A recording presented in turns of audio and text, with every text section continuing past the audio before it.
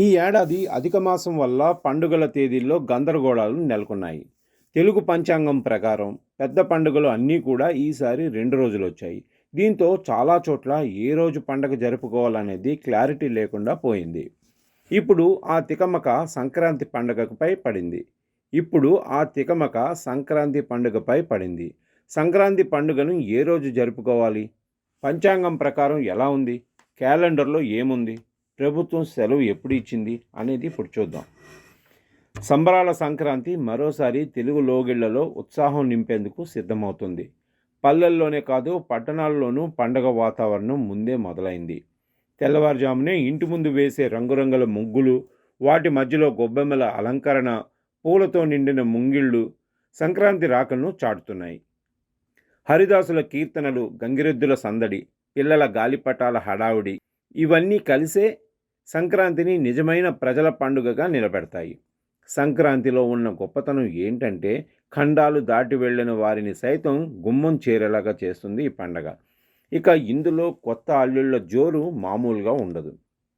పంట చేతికొచ్చిన సందర్భంగా రైతన్నలు చేసుకునే పెద్ద పండుగ సంక్రాంతి. అరిసెలు, బూరెలు, గారెలు, మురుకులు, పాయసం, పులిహోరతో ప్రతి ఇల్లు పండగ వాసనతో నిండిపోతాయి. ముఖ్యంగా పల్లెల్లో సంక్రాంతి సందడి చెప్పలేనంత ఘనంగా ఉంటే, పట్టణాల్లోనూ సాంప్రదాయానికి తగ్గట్టు వేడుకలు జరుపుకుంటున్నారు. కుటుంబ సభ్యులంతా కలిసి పండగ జరుపుకోవటమే ఈ పర్వదినానికి అసలైన అందం.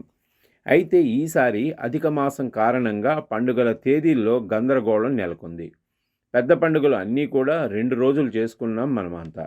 ఇప్పుడు సంక్రాంతి వంతు వచ్చింది. సంక్రాంతి 14 అని కొందరు, కాదు 15 అని మరికొందరు చెప్తున్నారు. ఏది ప్రామాణికంగా తీసుకోవాలి? పండగను ఎప్పుడు జరుపుకోవాలి?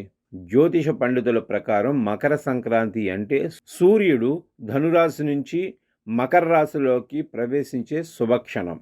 దీనినే ఉత్తరాయణ పుణ్యకాల ఆరంభంగా భావిస్తారు. కాలచక్రానికి అధిపతి సూర్యుడు. ఆయన గమనం ఆధారంగా కాలాన్ని 2 భాగాలుగా విభజించారు. సంక్రాంతితో ఉత్తరాయణం ప్రారంభం అవుతుంది. జూలై తర్వాత దక్షిణాయనం ప్రారంభమవుతుంది. ఇందులో ఉత్తరాయణాన్ని పుణ్యకాలంగా పరిగణిస్తారు. డిసెంబర్ 14న ప్రారంభమైన ధనుర్మాసం భోగి రోజుతో అంటే జనవరి 14తో ముగుస్తుంది. సాధారణంగా జనవరి పౌర్ణమి, అమావాస్యలను మనం ప్రామాణికంగా తీసుకుంటాం. కానీ ఈసారి అధిక మాసం కారణంగా ధనుర్మాసం భోగి రోజుతో ముగుస్తుంది. ఇతర పండుగల తేదీలు ప్రతి ఏడాది మారినా సంక్రాంతి మాత్రం సాధారణంగా జనవరి 14 లేదా 15 తేదీల్లోనే వస్తుంది. కొత్త సంవత్సరం 2026లో జనవరి 15న మకర సంక్రాంతి జరగనుందని జ్యోతిష్యులు స్పష్టం చేస్తున్నారు. పుణ్యమాసంలో వచ్చే ఈ పండగ ఎంతో పవిత్రమైందని, ఈ కాలంలో దాన ధర్మాలు, సూర్య ఆరాధన చేస్తే శుభ ఫలితాలు కలుగుతాయని శాస్త్రాలు చెప్తున్నాయని పండితుల అభిప్రాయం. మకర సంక్రాంతి రోజున సూర్యనారాయణుడిని పూజించటం, నువ్వులతో చేసిన పిండి వంటలను నైవేద్యంగా సమర్పించటం వల్ల ఆయుష్, ఆరోగ్యం, సంపద వృద్ధి చెందుతాయని విశ్వాసం. అందుకే ఆ రోజున చాలామంది శ్రీ వెంకటేశ్వర స్వామిని, శ్రీ మహావిష్ణువును విశేషంగా పూజిస్తారు.